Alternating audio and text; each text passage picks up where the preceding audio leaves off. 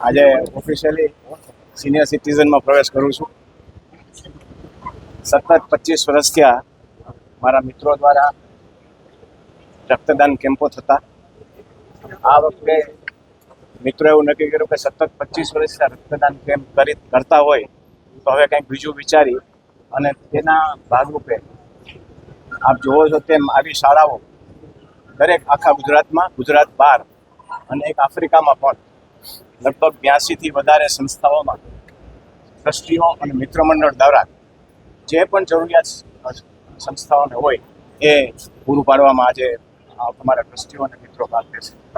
અને ખાસ કરીને આજે મારા જન્મદિવસે આ યુવાનો મિત્રો ટ્રસ્ટીશ્રીઓ જે મને હું બતાવે છે બદલ એનો ઋણ ક્યારેય ચૂકવી નહીં શકું.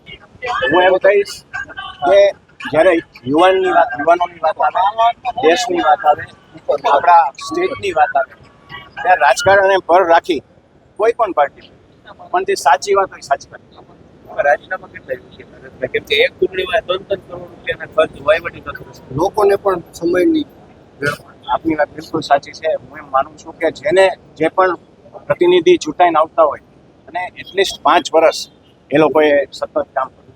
આ તો પાટીદાર ખૂબ મોટો સમુદાય છે ગુજરાત સ્ટેટની અંદર અને દરેક પાર્ટી પાટીદારની સામે અને પાટીદારની તરફેણ કરતી હોય એમાં કોઈ નવી વાત નથી. મેં આની પહેલાં 22માં બહુ ક્લિયર કર્યું છે કે હું રાજકારણમાં સિનિયર સિટીઝન ઓલરેડી થઈ ચૂક્યો છું અને જેટલું સમાજમાં કામ કરી શકાય એ શાંતિથી સમાજમાં કામ કરવા દે તો પણ સારું. મારી સમક્ષ પ્રશ્ન કોઈ પણ આવશે તો કોઈ પણ પ્રશ્નનો હલ કરવાનો હંમેશા અમે કોશિશ કરતા હોય. અત્યારનો સોશિયલ મીડિયાનો યુગ છે અને સોશિયલ મીડિયાના યુગ દ્વારા આપ પણ જોવો છો પાટીદાર સમાજ નહીં પણ આખા વિશ્વની અંદર લોકો કામ કરતા હોય, લોકો આગળ વધતા હોય, એમાં ક્યાંય ને ક્યાંય રોડા નાખવાનું ખાલી અમારા સમાજમાં નહીં પણ દરેક જગ્યાએ આપ જોતા હો છો.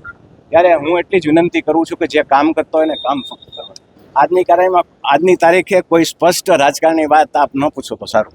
સાંજ સમાચાર ફેસબુક પેજને લાઇક કરો, વિડીયો શેર કરો અને વધુ વિગતવાર સમાચાર માટે sanssamachar.net વિઝિટ કરો.